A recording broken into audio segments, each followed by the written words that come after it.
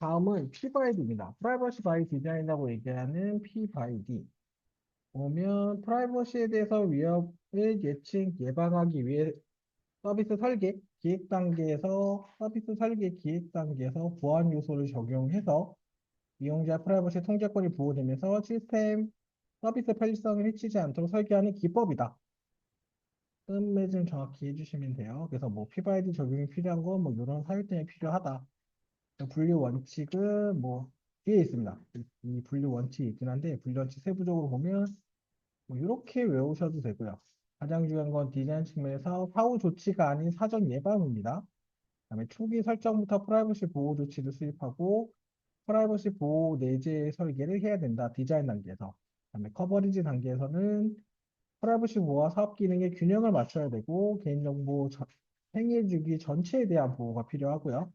다음에 유저빌리티 사용성에서는 개인정보 처리 과정에 대한 가시성과 투명성을 유지해야 되고 이용자에 대한 프라이버시를 존중해야 된다. 이게 P/D의 기본 7대 원칙입니다. P/D가 나오면 기본적으로 7대 원칙에 대해서는 언급을 해주셔야 됩니다.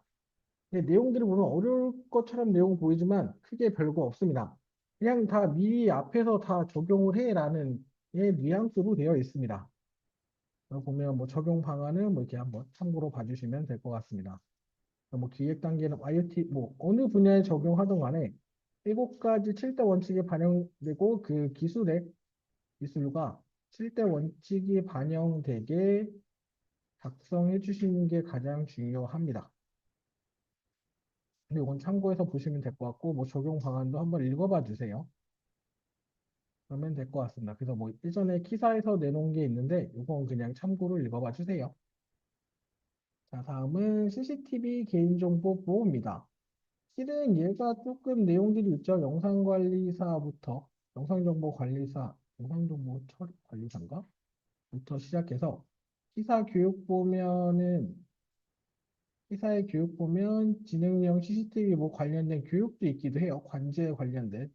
아무래도 실제 저희 우리나라 같은 경우 CCTV도 많이 설치돼 있고 영상 정보에 대해서 어떻게 관제 모니터링들을 할 거냐. 지능형 CCTV도 있고요. 어떻게 할 거냐, 뭐 이런 내용들이 있다 보니까 CCTV 분야도 조금 내용들이 있는 상태이긴 합니다. 뭐 필요성은 뭐 이런 걸로 해서 필요하다. 그러나 뭐 하지만 개인정보 오남용, 불법 유통, 사생활 침해 등에 대한 개인정보의 이슈가 있으니 보호가 필요하다. 뭐 보호 방안은 뭐 이렇게 뭐 이런 처리 단계별 관제 정보 주체 이런 관점의 보호가 필요하다. 뭐 설치 기준은 CCTV를 설치할 때는 요게 있습니다. 목적. 안내판에 보면 설치 목적, 그다음에 어디에 설치할 거야, 장소, 촬영 시간은 어떻게 되는데, 그리고 촬영 범위는 어떻게 되는 거야? 그러면 이거에 대한 관리 책임자는 누구야?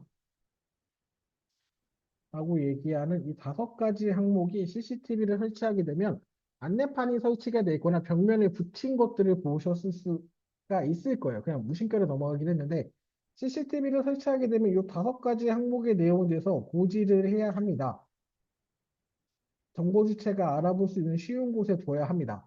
기본적으로 백화점이나 그런 데 보면 출입문이나 그런 데 기재되어 있는 경우들이 많아요. 그래서 목장 시범관이라고 얘기합니다. 목장 시범관인데 위는 CCTV 운영을 위탁한 경우, 위탁받은 업체에 대해서 연락처도 기재가 돼야 됩니다. 통상 6가지입니다. 목장 시범관위라고 얘기한 6가지 항목들입니다. 그래서 실은 뭐 설치 운영 기준 마련 뭐 있는데 CCTV도 실은 2가지 관점이 있어요. 공공이냐 민간이냐에 따라서 다릅니다. 공공은 함부로 설치가 안 돼요. 얘는 공청회나 설명회를 열어야 됩니다. 공청회나 별도의 설명회를 열어야 됩니다. 모르셨을 수도 있는데 가끔 이제 지자체에서 설치를 하기 위해서 뭐 설명이나 공청회를 한다라고 고지하는 경우도 있어요. 근데 별로 관심 없으니까 아마 다들 넘어가셨을 거예요. 공공과 민간이 기준이 서로 다릅니다. 그래서 뭐 CCTV에 대한 허가 촬영 표시할 때 안내판을 표시할 때 안내판이 표시할 때 여기 들어가는 겁니다. 그리고 만약에 그게 어려우면 불빛이나 소리로 표시하고 뭐 이런 것도 필요하다. 뭐 주기적으로 점검도 필요하다. 그리고 가장 중요한 건 CCTV는 녹음은 불법입니다. 녹음은 안 됩니다. 그리고 처음에 설치한 CCTV에서 얘 각도를 임의로 조작하는 것도 안 됩니다. 그래서 여기 범위를 얘기하고 있잖아요. 범위가 어디를 하고 있다고 얘기하는데 이 범위를 바꿔서 다른 데 촬영하고 있으면 법 위반입니다. 녹음하면 안 되고 임의대로 각도를 조작해도 안 됩니다. 이게 가장 기본적인 사항들입니다. 뭐 개인정보 영상 처리 단계별 보호 방안은 내 라이프 사이클 관련된 사항으로 작성해 주시면 돼요. 이 내용이 항상 맞는 건 아니기 때문에 참고 삼아서 아까 보안은 관물기라고 말씀드렸죠. 요 관점에서 나눠야 된다. 또 관물기 관점에서 내용들을 이 말고도 더 많을 거예요. 이 내용들을 작성해 주시면 충분합니다. 그래서 뭐 활용 방안은 뭐 어떻게 하겠다. 정도로 보시면 됩니다. 그리고 가명 처리는 앞에서 봤죠? 그래서 요건 넘어가겠습니다. 가명 처리 관련된 내용으로 넘어가겠습니다. 뭐 가명 처리 정보는 가명 정보는 뭐 개인정보가 추가적인 정보를 사용하지 않고도 더 이상 개인정보 주체를 특정할 수 없도록 처리하는 겁니다. 근데 가명 정보 처리는 제 식별에 대한 위험이 있기 때문에 가명과 익명 처리에 대해서는 명확히 구분을 해주셔야 됩니다. 기본적으로 이제 개인정보, 가명정보, 익명정보 크게 세 가지 분류로 둘 수 있는데 개인정보는 그 자체가 개인정보이기 때문에 개인정보고요. 가명정보는 개인정보 범주 안에 들어옵니다. 익명정보는 개인정보라고 보지 않습니다. 가명정보까지는 제식별성이 있기 때문에 가명정보까지는 개인정보로 봅니다. 그렇게 보셔야 됩니다. 가명 처리는 어떤 내용인지 충분히 아실 거고, 가명 처리하는 거는 빅데이터 활용이나 개인정보 활용, 마이데이터 등 여러 가지 활용을 위해서 사용하고 있습니다. 범주와도 내 특정 값을 앞에 있던 내용이라 쭉 넘어가겠습니다. 암호화의 원리. 이게 실은 잘 안 나오는데 얘가 기본적으로 암호화에 관련된 기본 개념들이거든요. 네. 왜 개념이냐면 그냥 암호화 정의는 잘 아실 거예요. 형문을 암호문으로 만든 게 암호화예요. 이제 그 과정에서 뭐가 추가되긴 하는데 그냥 암호화는 통상 요거예요. 평문화 암호문 만든 게 끝이에요. 근데 이 암호화의 원리가 얘가 원래 제일 중요해요. 대체, 치환, 혼돈, 확산, 압축 뭐 이렇게 있는데 제일 중요한 건 대체, 컴퓨전과 서브스티튜션, 대체와 혼돈이 가장 크게 중요합니다. 그거에 따라 얘를 S박스로 할 거냐, P박스로 얘기할 거냐라고 얘기를 하기 때문이죠. 가장 중요한 건, 이거 안 보려나? 지워있어. 지금 대체와 혼돈이 좀 중요한 부분이긴 합니다. 그래서 기본적으로 암호화에 관련된 원리는 요 원리, 대체, 치환, 혼돈, 확산, 확장 이 여섯 가지 항목이 중요합니다. 대체는 뭐 다른 글자로 대체하는 거고요. 치환은 위치를 바꾸는 거고 혼돈은 성분의 작은 변화를 통해서 암호문의 변화를 일으키는 겁니다. 확산은 평문으로 구성한 각 비트 정보가 암호문 여러 비트로 분산되는 속성이고 확장은 무의미한 문자를 만들어서 그냥 문자로 확장하는 거고 압축은 문자의 일부를 삭제해서 압축문과 삭제문을 분리하는 겁니다. 그래서 이 암호화 원리가 제일 중요합니다. 뭐 개념은 잘 아시겠죠? 네, 평문, 암호문, 암호화, 복호화기, 키, 알고리즘, 암호 시스템 이렇게 구성이 되어 있다. 그래서 크게 암호를 구분할 땐 정보 단위로 스트림과 블록 단위로 구분할 수 있어요. 스트림은 한 비트, 한 바이트씩 암호하는 방식을 스트림 암호화 방식이라고 얘기하고 블록 암호화는 평문 블록 단위에 나눠서 암호하는 방식을 블록 암호화 방식이라고 얘기합니다. 그리고 키 형태에 따라 대칭 키냐 비공개 키냐라고 구분할 수 있어요.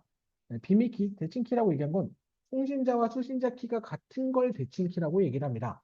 다음에 비대칭 키는 통신자와 수신자가 서로 공개 키와 개인 키, 비밀 키라고 얘기하는 개인 키를 별도로 갖고 있는 형태로 암호하는 방식을 비대칭 키라고 합니다. 키의 존재가 암호화 키가 복화 키가 같냐, 암호화 키하고 복화 키가 다르냐가 크게 관점으로 보실 수 있어요. 그에 따른 기술은 SPN이라는 SPN, 암호화 기술은 SPN, 페이스탈 인수분해 하원, 이산대수, 해시, LEA가 있습니다. LA가 여기 갑자기 왜 들어간지 아세요? 이거 넣었어요. 우리나라 거서요. 시드랑 LA가 이게 잘 안 빠지는 게 우리나라 거라 우리나라 걸 갑자기 미친 척하고 내실 수도 있어서 네, 그래서 여기 들어와 있는 거예요. 보면 크게 분류는 요 형태의 분류로 보시면 돼요. 키의 유무의 키의 암호화키가 복화키가 같냐 다르냐에 따라서 대칭키냐 비대칭키로 구분하고요. 대칭키는 한 비트씩 연산하는 것 따라 스트리밍, 블록 단위라는 게 블록 암호화, 스트림은 OTP라던가 이런 펄스리더 랜덤 암호화 방식 등에 사용을 하고 블록 방식은 페이스타일 구조와 스파인 구조, 그다음에 기타, IDA 잘 안 써요. 보시면 되고 비대칭키는 인수분해, 이산대수, 타원 곡선 등이 있고요. 다음에 단방향인 해시는 키의 유무에 따라 MDC, 맥, HMAC 이렇게 형태들로 CBC 맥 이런 형태로 분류할 수 있습니다. 이것들을 이 기본적인 이것만 이해가 되셔도 전반적으로 내용을 잘 아실 수 있어요. 여기 보면 있죠? 홍도 서브투션. 그럼 뒤에서도 말씀드릴게요. 대칭키 쉽죠? 비밀키 암호키가 같은 거, 같은 암호 알고리즘. 동일한 키를 통해서 암호화하는 거. 끝. 이게 다예요. 개념도는 뻔히 그릴 수 있겠죠. 그러면 굳이 얘를 구분하면 블록 단위와 스트리밍 암호화 방식이 있다. 블록 단위, 키스트림 단위. 요것 김혜성이 C 등 다양한 기능을 제공하고 암호화 속도가 빠르고 에러 점퍼가 없다. 블록 단위라고 비트 단위라고 이런 암호 알고리즘을 쓴다. 끝. 그냥 굳이 차이점은 요거 하나 들어가는 거. 끝. 만약에 대칭 키를 비교하면 비대칭 키랑 비교를 해주셔야 되고 키의 관계가 제일 중요하겠죠. 키의 수, 키의 종류, 공개 키가 있어서요. 키 관리가 복잡하죠. 부인 방지가 불가하죠. 같은 키이기 때문에 보낸 사람이 임의로 해서 너 줬는데 왜 안 받아? 이렇게 얘기할 때는 부인 방지가 안 되죠. 하지만 미대치기는 부인 방지가 되죠. 속도는 키가 같으니까 빠르죠. 얘는 다른 키니까 여러 가지 방식이 있어 느리죠. 그럼 용도는 뭐 장점, 부여, 뭐 알고리즘은 이런 것들 있고 장점 뭐 키 분배가 용이하고 뭐 키 개수가 적고 키 변화 빈도가 적고 얘는 안보안 속도 빠르긴 하지만 키가 짧고 구현이 빠르고 이렇다. 내용들을 보시면 될 것 같아요. 스트리밍. 대칭키 아직 안 끝났어요. 빅스 다이너 암호화하는 방식. 스트리밍 암호는 빠른 속도, 낮은 오류, 일용 원타임 패스워드 기반으로 사용한다. 이게 개념도예요. 이거 보시면 돼요. 밑에 거 보시면 돼요. 그래서 이진 수열 발생기라고 얘기하는 예가 있습니다. 평문을 이진 수열 발생기에 넣어서 암호키를 포함한 넣으면 암호문이 생성이 되고 수신자는 마찬가지로 이진 수열기에 복호화 키를 넣고 평문을 얻는 방식이에요. 이게 답니다. 그림만 위에 그림만 이게 뭐지라는 건데 이걸로 보시면 끝납니다. 기본적인 얘기한 그 어디 논문이나 어디 문서에 있는 내용이다 보니까 기본적인 내용이고 이렇게 이해하시면 끝납니다. 종류는 등기식과 자가 등기식이 있다. 대표적인 알고리즘은 RC4 요즘에 안 씁니다. SEA 뭐 이런 게 있다. 그래서 뭐 비교하면 아까 있던 비교하면 똑같습니다. 위에서도 비교했던 내용이라 넘어가겠습니다. 그래서 뭐 똑같습니다. 참고 삼아 비교할 때 이거 참고하시면 돼요. 블록 암호화. 대칭키 아직도 안 끝났어요. 얘도 대칭키 중에 하나예요. 그래서 이 문제가 한번 나온 적이 있었어요. 이 문제. 이거 다 쓰신 분이 그때 몇 점 받았다 그랬더라? 25개 얘가 그때 그분이 27점인가? 얘에서 28점인가? 뭐 이거 들어가신 분들 다 이렇게 맞긴 했어요. 근데 이거 쓸 때 시간이 25분이 넘어요. 넘어요. 저도 이때 시험을 봤기 때문에 내가 128이기 때문에 제가 마지막 풀 때 이게 20분밖에 없어서 안 들어갔어요. 이걸 쓰게 되면 암묵화 절차를 다 써야 되는데 쓸 시간이 없더라고요. 그래서 쓰면 잘 됐어요. 쓰면 진짜 잘 됐어요. 쓰신 분다 잘 됐어요. 근데 시간이 많이 뺏겨요. 그냥 참고하시면 돼요. 블록 암호화는 크기의 블록 단위로 암호문을 생성하는 기술이다. 전치와 대체를 이용한다. 뭐 장점은 구현이 용이하고 느리네 암호화 속도 및 에러 전파가 문제가 있다. 뭐 이런 거 그냥 읽어봐 주시면 되고 블록 암호화는 그냥 블록 단위의 평문을 암호키를 넣어서 대칭 기적 암호문을 만드는 겁니다. 유형이 요거예요. E, C, C, C5입니다. 그래서 ECC5라고 저희 안멘토님이 이렇게 ECC5를 외우고 있어요. 그래서 EBC는 같은 키에 대해서 동일한 평문이 블록이 동일한 암호문 블록으로 출력되는 거. CTR은 같은 키에 서로 다른 카운터를 이용해 동일한 평문 블록이 서로 다른 암호문 블록으로 출력되는 거. CBC는 이전 블록 값이 발생한 에러는 그 이후에도 영향을 받는 거. OFB는 이전 블록의 최상위 RBT에서도 발생한 에러는 이후 블록에도 영향을 주는 거. 먹었다. OFB는 이 스트림 평문과 암호문이 유전하지 않기 때문에 암호화된 블록에도 발생된 에러가 다음에 영향을 주지 않는 방식. 크게 구분은 암호화 블록이 독립적으로 운영할 수 있냐, 이전 블록이 다음 블록에 영향을 주냐, 크게 두 가지 분류로 놓을 수 있어요. 뒤에 그림이 있는데 그림에서 보면 그냥 이거 운영 모드는 이렇다 보시면 되고요. 보면 EBC 같은 경우는 가장 간단한 구조라서 얘가 암호문을 생성하는 데 있어서 얘도 만들고 얘가 만들어질 때 얘의 영향도가 없어요. 아까 위 내용이 그거예요. 아, 다음 암호화 블록을 만들 때 이전 블록에 영향을 받냐 안 받냐의 기준으로 나눌 수가 있는 거예요. 그래서 이게 암호화고요. 복호할 때도 별도로 혼자 복호할 수 있죠. 근데 CBC부터는 내용이 조금 다릅니다. 암호 블록체인 같은 경우는 각 블록은 암호화 되기 전 이전 블록 암호화 결과와 익스클루시브 오화가 돼서 첫 블록의 경우 초기 벡터로 사용되는 방식이 CBC예요. 그림을 그리면 이 그림을 잘 표현해 주셔야 돼요. 보면 평분 블럭 있죠. CBC는 이니셜 벡터라고 얘기하는 IB 값이 필요해요. 그래서 기본의 평문의 IB 값을 이게 익스클루시브 오어입니다. 익스클루시브 오어 연산을 의미하는 거예요. 익스클루시브 오어 연산을 통해서 암호문을 만들 때 여기 키가 들어가죠. 근데 여기서 끝나는 게 아니라 이게 일로 다음 암호문에 영향을 줘요. 통상 이걸 이렇게 외워요. X, 익스클루시브 OR, 암호화, 다음에 전송. 그래서 X, 이게 익스클루시브 OR니까 X, 암호문이니까 암, 다음에 마지막에 전달하니까 전. 그래서 X 암전. 으로 편하게 헷갈리시면 이렇게 외우셔도 돼요. 이 그림 이거 보면 순서대로 진행되니까. 그 다음에 CFB도 암호 피드백인데 여기서 주의할 건 얘는 인셜 벡터가 여기서 들어와요. 얘는 여기서 들어와요. 그래서 보면 실제 얘 절차를 보면 인셜 벡터가 암호문에 들어와서 익스클루시브 우어 연산을 하고 그 다음에 여기서 전송이 다른 암호문 작업할 때 이니셜 벡터로 사용이 돼요. 전, 암전 X. 그래서 돌아가는 형태가 암호 먼저 되고 익스클루시브 우어 연산되고 다음에 전송되니까 암전 X. 이거 똑같이 복화도 똑같이 잘 그려주셔야 돼요. 다음에 OFB는 블럭 암호를 동기치 스트림 암호로 변환하는 거 출력 피드백인데 보시면 얘는 인셜 벡터가 다 쓰여요 지금. 얘도 중요한 거예요. 그래서 처음에 암호화가 되고 얘는 암호화 전에 먼저 전송이 돼요. 다른 암호문 블록의 이니셜 벡터로 사용이 돼요. 그 다음에 익스클루시브 우어 연산을 해요. 그래서 암, 전, X예요. 여기를 잘 보셔야 돼요. 얘가 가니? 다른 암호문에 영향을 주니? 언제쯤 빠지니? 익스클루시브 오 연산보다 전이니 후니?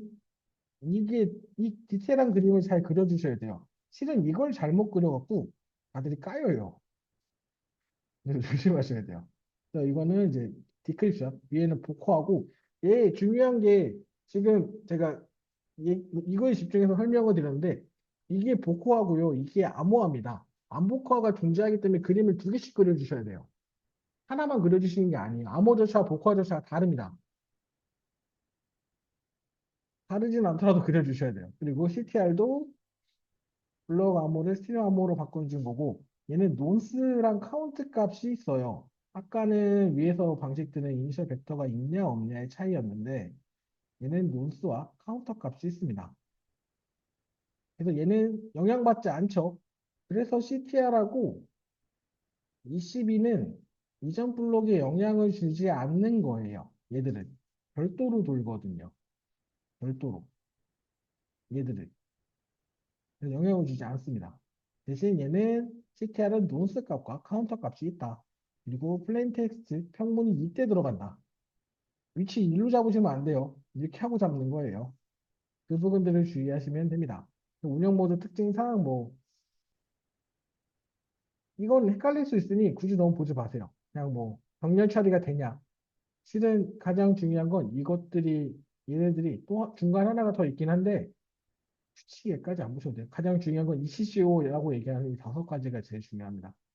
그래서 얘들이 병렬 처리가 되냐 안 되냐가 중요하고 특징이 어떠냐 이 정도까지만 보시면 돼요. 시간의 성능 복잡도는 괴롭히려고 누가 열심히 찾아서 적어주신 거예요. 힘들어하지 마세요. 다음에 페이스타일. 이제 너무 아직도 안 넘어왔어요. 넘어올까 싶었는데 아직도 안 넘어왔어요. 대칭키입니다. 그래서 기본 보면 MBT 블록을 n분의 2로 두씩 나누고 n번의 라운드만큼 반복적으로 적용해서 이전 블록 암호화 평민을 익스클루시브 오어 통해 블록하는 암호화 기술.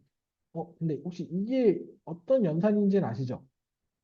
이제 설명 이게 실은 반대예요. 오어 연산의 반대거든요. 오어는 진리표를 보면 미리 써놓고 오겠다.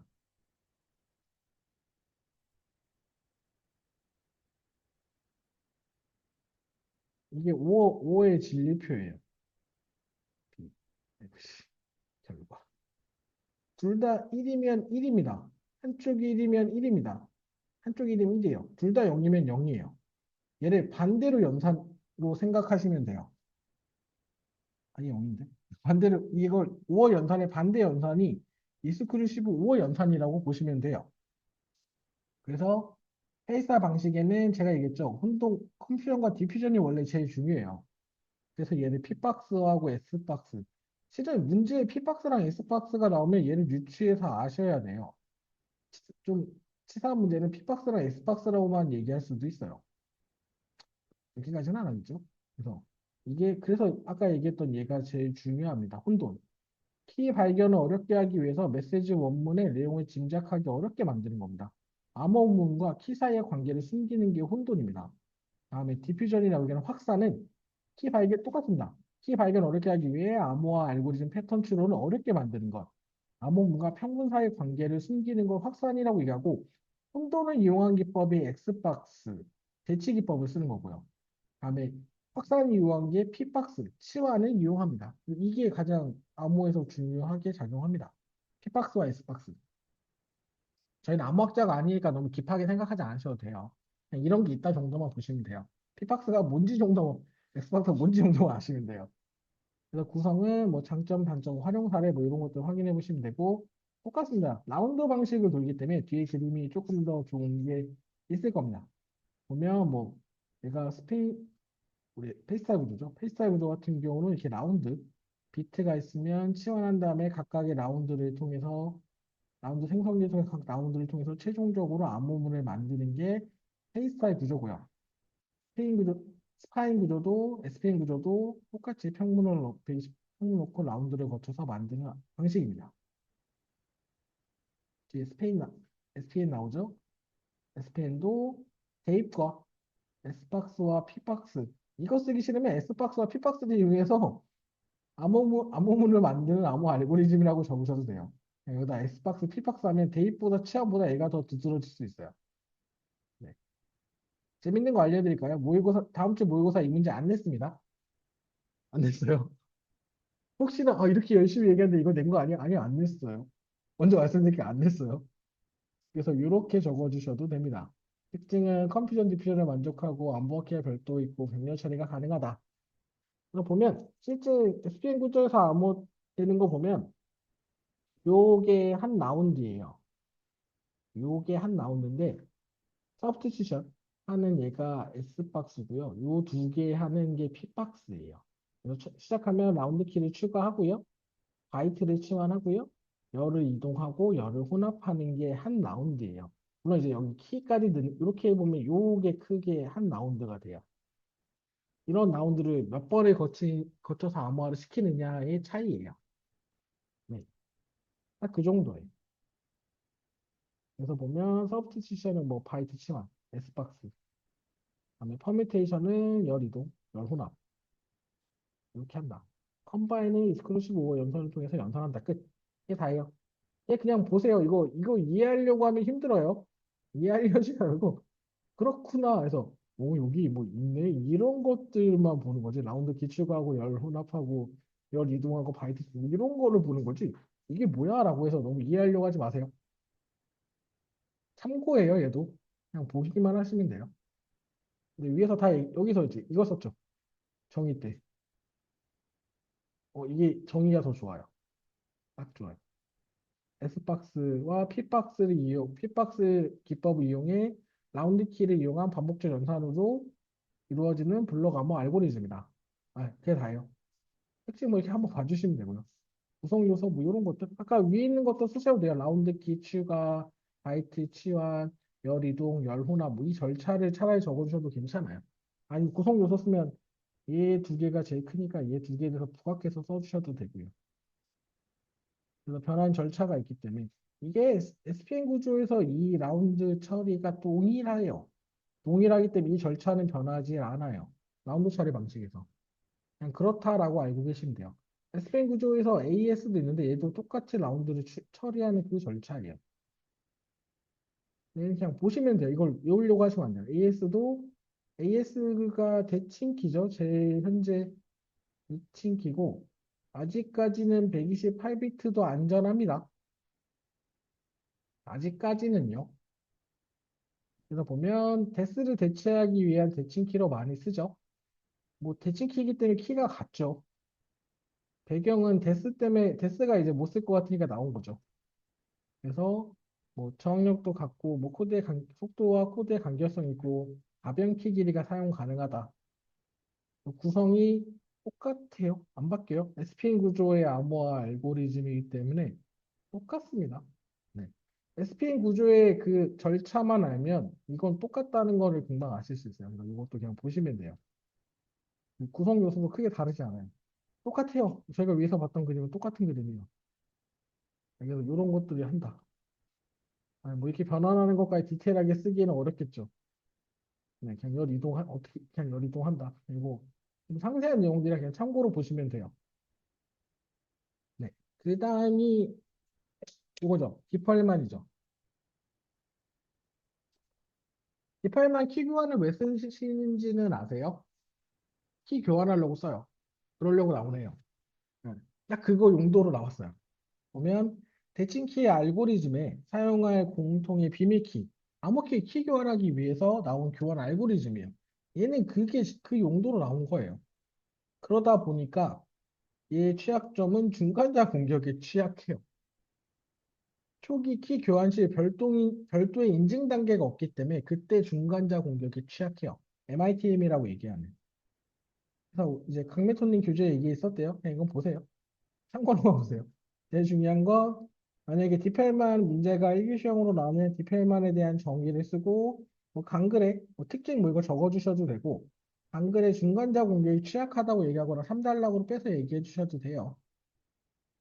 절차는 꼭 쓰셔야죠. 절차로 쓰던 절차가 제일 무난할 겁니다. 처음에 공개값 P와 Q를 공유하고 각 비밀 정수 XY 이용해서 연산하고 결과를 서로 R1과 R2 상호 공유하고 각자 비밀키 XY와 R1, R2를 이용해서 연산하고 최종적으로 비밀키를 공유한다. 요거가 제일 중요해요. 공식. 그래서 디펠만 키 같은 경우는 무결성하고 기밀성이 보장되지 않아 재중성 공격이나 중간자 공격이 취약하다. 이렇게 그림에서 이 그림을 설명을 하셔도 되고 아니면 별도 절차 설명하셔도 됩니다. 중요한 건 P는 충분히 큰 소수 P를 사용하고요. 소수가 어떤 건지 알죠? 나와 1과 자신을 빼고 약수를 갖지 않는 게 소수입니다. 다음에 G는 P 소수의 원식을 P부터 P 빼기 1까지의 모든 정수를 생성해서 구한 수가 원식 G 값입니다. 이 절차를 통해서 진행한다. 이걸 설명하는 게 조금 수월하실 수도 있어요. 그래서 뭐 구성 요소는 이게 어렵다면 그냥 구성 요소로 그림을 잘 그려주시고 구성 요소는 PG, 난수, 이산대소 뭐 이런 거 쓴다. 이게 조금 더 쓰기 심플하실 수도 있어요. 그래서 마지막에 가로책이나 이런 게 있으니까 근데 취약점이 있으니까 어떻게 해야 된다까지 쓰셔야 돼요. 취약점이 있는데 여기서 멈추면 안 돼요. 원토픽은 그렇게 마무리 지으시면 안 돼요. 얘가 취약하면 어떻게 할 건데 그래서 어떻게 할 거야? 말해줘야 돼요. 어떻게 할 거야? 얘기해줘야 돼요. 그래서 이제 뭐 양자통신 암호화를 적용한다던가 이렇게 푸셔도 돼요. 다음은 암호학적 해시입니다. 암호학적 해시 함수가 어떤 건지는 다들 잘 아실 거예요. 임의의 길이의 입력값에 대해서 고정된 길이를 출력하는 겁니다. 고정된 길이 출력입니다. 고정된 길이 출력값을 변하는 기법입니다. 그래서 해시의 특성은 1차 역상 저항성, 2차 역상 저항성, 충돌 저항성 이 세 가지가 큰 특징입니다. 1차는 1차 역상 저항성은 해시값으로 원문을 유추할 수가 없어야 됩니다. 2차 역상 저항성은 같은 해시값을 갖는 다른 원문을 찾기 어려워야 되고요. 충돌 저항성은 동일한 해시값을 갖는 두 원문을 찾기가 어려워야 되는 게 해시 알고리즘의 세 가지 특성입니다. 그래서 유형에 따라 키가 있으면 맥이고요. 키가 없으면 해시 함수를 생성하는 데 있어서 키를 반영한 게 맥값이고요. 키가 없는 게 MDC입니다. MDC는 원웨이 해시의 펑션과 다음에 콜리전 저항성을 가진 해시 함수 두 가지로 구분할 수 있고요. 거기 중에 요 세 가지 해시 함수의 특징이 반영되어 있습니다. 맥 같은 경우는 이제 키가 비밀키를 가지고 만드는 거죠. CBC 맥이랑 MMA가 있고 MDC는 비밀키가 없습니다. 그러다 보니까 MD5, 샤원, PC160이 있는데 다 취약해서 굳이 지금 MDC를 얘기할 거면 샤2로 적으십시오. 근데 다 적으셔도 돼요. 근데 샤2도 있으니까 샤2가 지금 현재 많이 사용하니까 얘를 표기하시는 게 좋을 것 같아요. 그래서 이렇게 역상적 1차 역상 저항성을 일방향성이라고 얘기하고 2차 역상 저항성은 약한 충돌, 충돌 저항성을 강한 충돌 회피 함수다 뭐 이렇게 얘기하기도 합니다. 모르는 게 되게 많아요. 헷갈리게. 이런 내용도 참고하셔서 보시면 돼요. 그래서 뭐 역상 저항성을 앞에서 얘기한 건 어떻다, 2차 어떻다 이 내용들이라 활용하는 거는 포렌식에도 증거에 대해서 무결성을 검증하기 위해서 디지털 증거 자료의 무결성을 검증하기 위해서 쓰겠죠. 해시는 주로 무결성 검증을 위해서 많이 사용합니다. 만약 활용도는 그 관점에서 보시면 돼요. 그다음에 전자서명 때도 들어가고 시점 확인할 때도 단방향 암호화할 때도 해시 자체가 단방향이죠. 양방향이 아니죠. 그래서 뭐 해시 함수에 대해서 공격하는 기법은 벌스데이 패러독스라고 얘기하는 생일에 대한 역설 기반인데 쓰면 3명이 있으면 생일이 같은 사람이 있을 확률이 50%가 된다. 가 생일 역설입니다. 50% 확률이에요. 둘 중 하나라는 얘기죠. 생일 수가 2의 n이면 2의 nv 2의 정도 학생이 존재하면 생일이 같은 확률이 50%다. 네, 그거래요. 그 이론 기반에서 그 경우가 테스트를 했는데 아마 50% 확률로 나왔었나 봐요. 그래서 해시 함수에서 공격할 수 있다. 요 기법입니다. 뭐 이건 안정성 유지는 그냥 이걸 읽어보세요. 크게 중요하진 않아요. 그리고 인증입니다.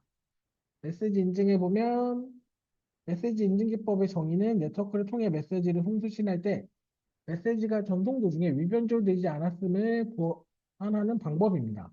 메시지 인증은 무결성과 인증 위해서 하고 해시 함수를 사용한다. 동작 절차를 보면 통신자가 메시지를 키를 넣고 맥을 만들어서 이 맥 값을 이렇게 보내죠. 그러면 수신자는 메시지를 받아서 이 맥값을 확인을 하는데 내가 갖고 있는 이렇게 이 맥값에 대해서 이 메시지의 맥값에 대해서 얘를 다시 복구한 다음에 이거와 이 값이 같으면 너 무결성이 깨지지 않았구나. 그럼 이 메시지는 맞는 거야. 근데 이 값이 다르면 값이 다르네. 무결성이 누군가가 중간에 변조를 취했네. 그래서 요걸 확인하는 기법입니다. 그래서 절차를 보면 요거예요. 키를 교환하고 맥값을 계산하고 메시지 전송하고 계산하고 비교하고 검토를 결과하는 요 단계로 구성되어 있습니다. 유형은 뭐 메시지 암호함수 매 캐시 위랑 똑같은 내용입니다. 근데 메시지 암호하면 기밀성을 제공하고 인증을 제공하고 비밀키에 대한 송수신 공유를 제공하고요. 맥값은 인증 제공, 기밀성, 평문가, 메시지에 대한 인증. 캐시 함수는 그냥 무결성만 보장합니다. 이에 따라서 메시지 인증 코드의 종류는 next, HMAC, 그냥 CMAC 이게 있다. 이것까지는 다 외우기 어렵고 그냥 이게 뭐 크게 잘 안 쓰입니다. HMAC은 일방의 C 함수를 이용하여 맥을 구하는 기법이다. 다음에 CMAC은 블록 암호 기반의 메시지 인증 코드다. CBC 맥의 변형이다. 이 정도 내용 알고 계시면 될 것 같아요. 그래서 HMAC은 해시 기능은 비밀 공용 키와 함께 사용해서 체크성을 변경한 것이 불가능하도록 한 키 기반 인증 메시, 인증 키 기반 메시지 인증 알고리즘입니다. 메시지 위변조를 방지하고 있다. 메커니즘은 위에서 나왔던 내용이랑 똑같습니다. 그래서 뭐 키에 대한 패딩에서 일방향 해시 암호화 블록을 0으로 패딩한 값에 그거를 붙여서 붙여서 최종적으로 맥값을 생성하는 절차입니다. 대부분 연산에 익스클루시브 오와 연산들이 다 사용이 돼요. 보면 키에 대한 패딩을 하고 패딩한 키와 익스클루시브 오 연산하고 메시지 결합하고 해시값 계산하고 다시 패딩한 키와 익스클루시브 오 연산하고 해시값 결합하고 해시값을 계산한 요 절차로 이루어집니다. 그래서 뭐 의사코드 사례는 이런 사례가 있다. 최근에 이 아저씨가 다시 수정했죠. 한번 파문을 일으켰죠. 이 아저씨가 양자 암호화 기술은 향후 몇십 년 동안 부터 해서 원큐인가 어디 외부 업체가 주가가 폭락을 했죠. 그건 자기가 말을 잘못했다라고 얘기했죠. 그러면서 이제 누리꾼들이 막 얘기하죠. 떨어질 만큼 잘 샀냐? 막 이런 얘기들도 하죠. 너 때문에 한강 갈 뻔했다 막 얘기를 하죠. 이 기술은 향후 몇십 년 동안 상용화될 일이 없어라고 얘기해서 그래서 주가가 엄청 폭락했어요. 최근에 다시 이걸 번복을 했어요. 그때 자기 실수였다고. 그런 기술입니다. 아무튼 그런 내용들이 있었어요. 양자 암호화 통신은 양자 역학에 기반한 양자 정보를 활용해서 양자의 중첩, 불확정성, 원리, 비복제성, 양자 얽힘 등 다양한 물리 현상을 이용함으로써 암호가 제공하는 다양한 기능들의 안정성을 극대화한 통신 기법이다.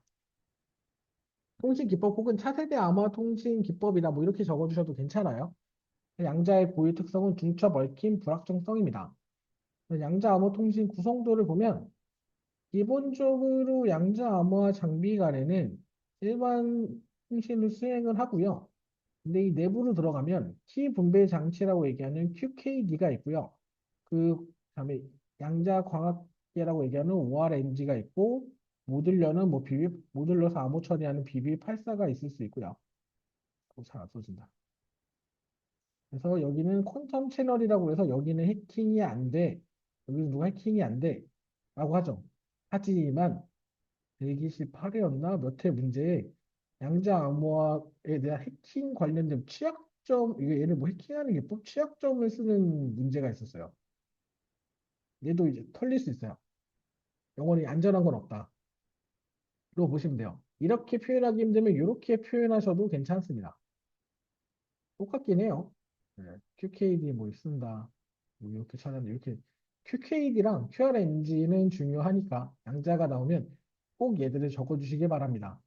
기술 요소도 그냥 양자 느낌이 나게 평광과 위상, 양자 채널, 퍼블릭 채널, 비비팔사 프로토콜을 쓴다. 요게 기술 요소로 내용들이 들어가 있죠. 평광, 네, 평광 필터를 통해 신호 측정, 위상 차이 두어서 간섭기를 이용해서 신호 방식을 부여한다. 양자 채널은 양자 하나를 신호를 실어 보내는 통신 방식이다. 퍼블릭 채널은 그냥 일반 통신망을 활용한 전송하는 기술이다. 전송하는 채널이다. 뭐 활용 방안은 이거보다 더 많죠. 근데 실제 QKD를 이용한 기술을 하죠. SK텔레콤이 아마 자기네들 자사 VPN에 양자 기술을 넣었어요. 아직 못 봤어요, 저는. 비싼가 봐요. 아무도 아직 산 데가 없었어요. 적용을 했대요. 기사들 보면 있어요. KT도 있고 SK도 있습니다. LG도 있었던 것 같은데 뭔지 까먹었네. 근데 SKT가 제일 먼저 우리 VPN에 이걸 양자 암호화 기술을 적용했다라고 했어요. 구성하는 방식에 따라 원웨이 방식이라는 것도 있고요. 투웨이 방식, 플러그 앤 플레이 방식인 투웨이 방식이 있습니다. 여기까지 이걸 다 알기는 어려워서 그냥 방식에는 뭐 원웨이 방식과 투웨이 방식이 있고 원웨이 방식은 고속의 장점이 있지만 환경 변화에 대한 안정성 측면의 단점이 있다. 투웨이는 속도, 속도에 대해서 분배 속도의 단점이 있지만 시스템이 안정적으로 동작하는 방식이다. 그래서 VPN에 적용하면 어디다 적용하는 거지? 일반 헤더인데 ESP 패킷 보면 헤더랑 트레일러가 있는데 어디다 넣었을까요? 그게 안 보여요. 그냥 여기 안에 있대요. ESP 패킷 안에 이 패킷 ESP 요걸 작업 시에 양자키 분배 기술을 적용한다. 그 정도로 보시면 될 것 같아요. SSL 기반의 그냥 인증 방식의 그 내용만 추가해 둔 거라 그냥 이거 SSL 통신할 때 쓰는 그 방식이라 이런 게 있다는 걸 보시면 될 것 같습니다. BB84 같은 경우는 사전에 퀀텀 채널에 어떤 신호를 부여할 때 그 신호에 대해서 이건 어떻다고 서로 얘기가 된 상태에서 전송을 하게 되면 이 신호를 해석해서 이거를 해석할 수 있게끔 한 프로토콜로 보시면 돼요. 이 채널에 어떤 값을 실어 보낼 수 없기 때문에 위치나 평강 신호나 위치 신호 같은 거를 보낼 때 이 신호가 의미하는 걸 서로 사전에 정리를 해둔 겁니다. 그래서 양자 채널을 통해서 앨리스가 안 빠지죠. 밥한테 보내면 밥은 기존에 사전 정의된 내용에 따라서 이걸 식별하는 이걸 어떤 값이든지 다시 복호화시키는 게 그냥 이게 비밀팔사 프로토콜이라고 해요. 응, 별거 아닌데 되게 어렵게 얘기를 해놨어요. 그런 내용들입니다. 그래서 뭐 그렇다. 이것까지 너무 디테일하게 모르셔도 돼요. 기본적으로 QKD라는 게 있고 QRNG라는 게 있고 다음에 BB84라는 게 있고 양자의 특성에 따라서 얽힌 중첩, 중첩, 순간이동, 순간이동, 다음에 비복제성 뭐 이런 것들 등등등이 있습니다. 자, 양자 모의기술은 양자 역학에 기반한 양자의 특성을 이용한 통신 방법이다. 이런 것들이 있다. 아, 양자 정보 통신은 그냥 여기 중첩 뭐 이런 것들이 있다. 순간이동성 뭐 이런 것들이 있다. 예전에 뭐 이런 걸 하려고 하고 있다. 아직도 하고 있는 것 같아요. 뭐 이런 분야에 활용할 수 있다. 그게 답니다. 특성들은 뭐 통신할 때 뭐 QKD 뭐 이런 특성들이 있다. 이런 분야에 활용할 수 있다. 네. 뭐 양자 컴퓨터, 양자 뭐 양자 센서 등등 이렇게 활용될 수 있다. 이게 답니다. 다음에 알고리즘의 보안 강도. 또 이게 나온 적이 있네요. 이걸 왜 냈을까요? 알고리즘의 보안 강도는 너무 뻔한 문제죠. 키 길이, 암호 알고리즘, 운영 모드, 키 알고리즘 관리 복잡성, 그다음에 초기 벡터 값을 어떻게 줬냐, 주지 않았냐에 따라 다르겠죠. 네, 그냥 일반적인 내용들입니다. 암호화 강도에 대해서. 뭐 그래서 대칭키는 어떻고 뭐 이거는 앞에서 다 말씀드린 거라 이게 다네요. 다음에 암호화 공격 기법. 얘도 한번 내면 헷갈릴 수 있는 문제인데 나오진 않았던 것 같아요. 그래서 암호화 공격은 공격자가 암호화된 암호물을 분석하여 평문을 얻어내는 행위의 일체를 말한다. 그에 따라 COA, KPA, CPA, CCA라는 네 가지 공격 기법이 있습니다. 암호문 단독은 공격자가 가장 불리한 공격 방식으로 공격자가 암호문을 가지고 평문이나 키를 유추하기 위한 방법이고요. 다음에 KPA는 일부 평문만 사용이 가능한 상태에서 일부 평문과 암호문 관계에서 평균을 추정해서 복호화 키를 찾는 공격입니다. 다음에 CPA는 평문 선택 시 암호문을 얻을 수 있는 상황에서 내가 평문을 넣으면 암호문을 얻을 수 있는 상태에서 진행하는 공격 기법이고요. 다음에 CCA는 암호문 선택 시 어떤 암호문을 주문해 두면 이 암호문에 대한 평문을 얻을 수 있는 상황에서 하는 공격입니다. 이 두 가지는 되나? 이거 어떻게 알지? 이 네 가지 공격 유형이 있습니다. 기본적으로 네 가지 공격 유형이 있습니다. 그래서 공격 방식에 따라 차분, 선형, 전수, 통계적 네 가지 방식이 있습니다. 그에 따라서 이렇게 결과는 완전 성공, 광역, 인사 성공, 정보 추출 이런 결과로 분류할 수가 있습니다. 다음은 PKI입니다. PKI는 잘 아실 거예요. 공개키와 개인키를 포함한 인증서를 발급받아 안전한 비밀 통신을 가능하게 해주는 기반입니다.